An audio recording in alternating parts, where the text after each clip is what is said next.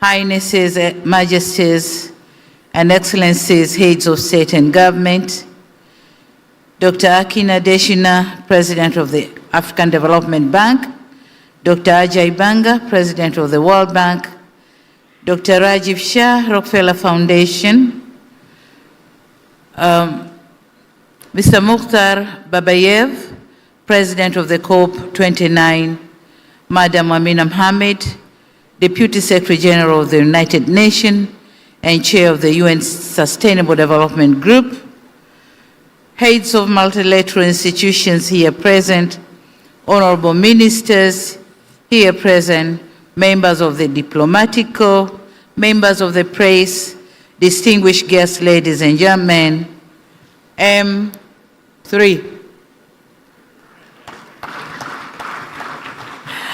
On behalf of the people and the government of the United Republic of Tanzania, I have the distinct honor and pleasure to welcome you to Dar es Salaam and to thank you for honoring our invitation. We are honored to host this African Heads of State Energy Summit, and we welcome the important deliberations on ensuring access to reliable and affordable and sustainable energy for all in Africa.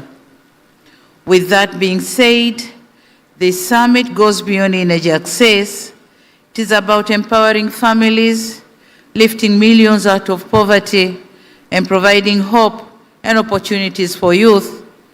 It is about our commitment to economic transformation, fostering industries, creating jobs, and sparking innovation across Africa. And it is about realizing the promise of uplifting every African community to reach the last mile and ensure that no one is left behind. At present, nearly 600 million Africans who lack energy represent 83% of the global energy deficit. To give a contrast, the electrification rate in Southeast Asia reached 96.6% in 2019, while in Africa today, this rate is less than 50%. Additionally, Southeast Asia is on track to reach universal electricity access by 2030. While looking at the current pace of electrification in Africa, without a collective intervention, by 2030, as many as 545 million people will still be without electricity.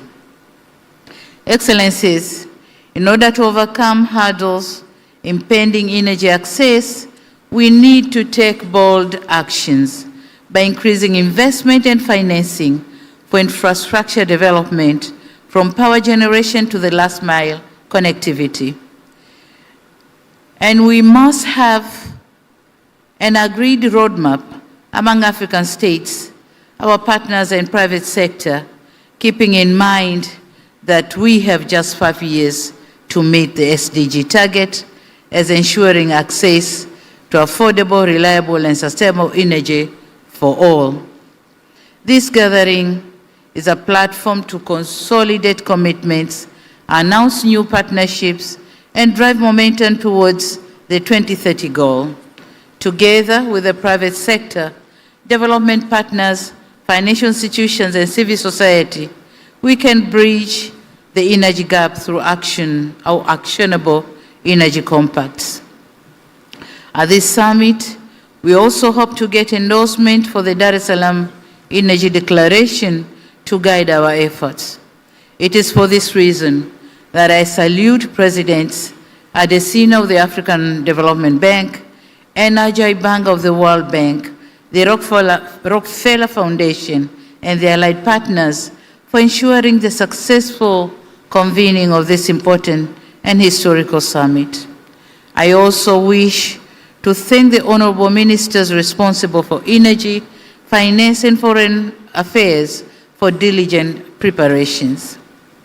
Excellencies, I'm aware that simultaneous interpretation is available in Swahili as well, and so allow me to proceed in my local language. Waheshimiwa wakuu wa nchi na serikali, wakuu wa mashirika ya kimataifa, waheshimiwa mawaziri, wageni waalikwa, mabibi na mabwana, Tanzania ni moja kati ya nchi 12 zitakazozindua mpango mahsusi wa kitaifa kuhusu nishati, National Energy Compact. Kupitia mpango wetu tunatarajia kuongeza kasi ya kuunganisha umeme nchini hadi kufikia 72% ifikapo mwaka 2030. Ili kufanikisha azma hiyo, ndani ya muda wa miaka 5 ijayo, tutahitaji uwekezaji wenye thamani ya dola za Kimarekani bilioni 13, ambapo dola bilioni 5 zitapatikana kutoka sekta binafsi hapa nchini. Kupitia mpango huu, tumepanga kutekeleza mambo makubwa 4. La kwanza ni kuongeza uzalishaji wa umeme kutokana na nishati mchanganyiko, yani energy mix.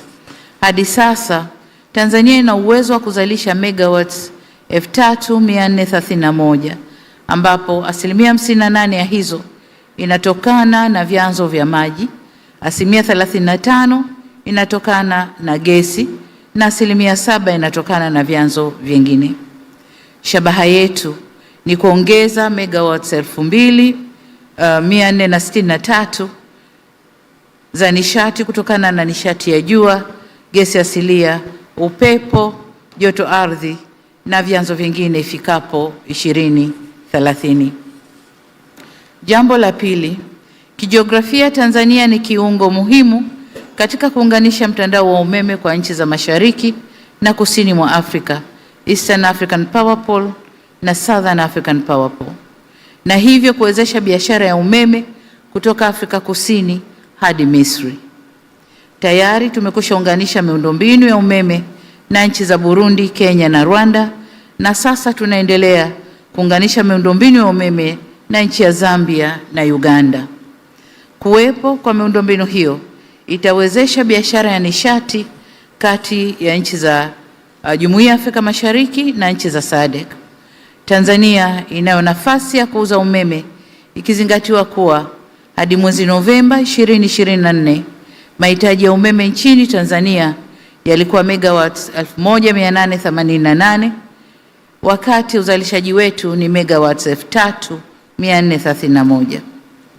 Jambo la tatu ni kufikisha umeme kwenye vitongoji baada ya kufanikiwa kusambaza umeme katika vijiji vyote vya Tanzania. Mwelekeo wetu ni kuvifikia vitongoji vyote 64359.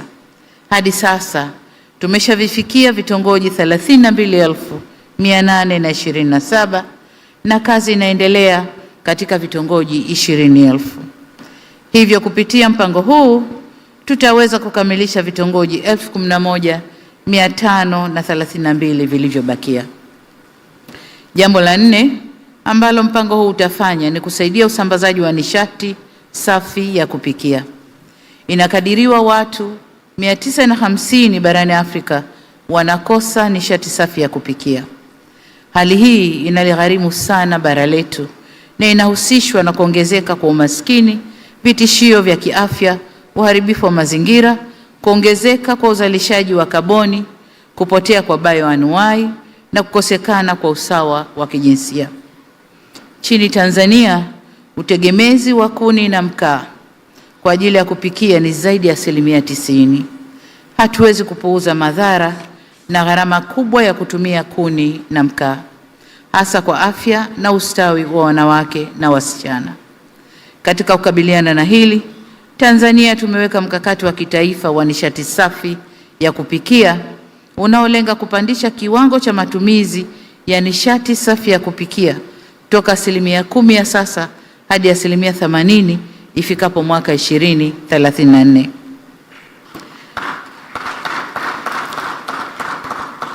Mpango mahsusi tunaozindua leo utasogeza karibu kufikia lengo hilo. Excellencies, to achieve the ambitious targets outlined in our National Energy Compacts, which will be soon presented, we African leaders need to commit our governments to address critical bottlenecks across the energy value chain as outlined in the Compact's action plans. As we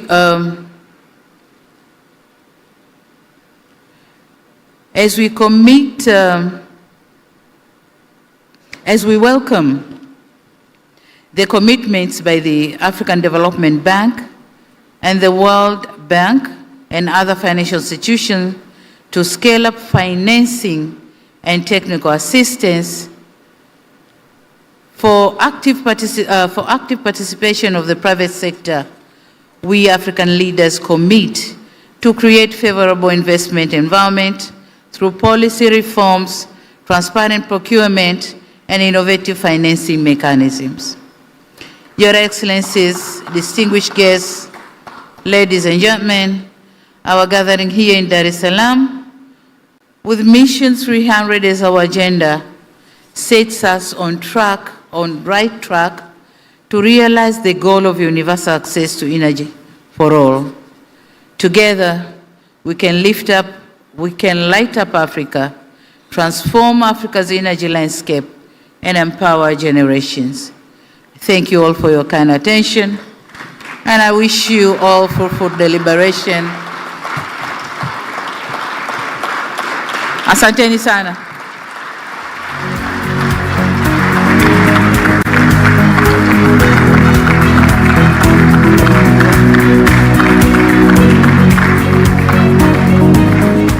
Ladies and gentlemen, another big round of applause to our host, Her Excellency Dr. Samia Suluhu Hassan, the President of the United Republic of Tanzania. Kindly be seated. Before I extend the request to Her Excellency Dr. Samia Suluhu Hassan back to the stage to present the award, Your Excellency, allow me first and foremost to recognize the ministers that are present here who have represented their heads of state. To begin with South Africa, let's give them a round of applause.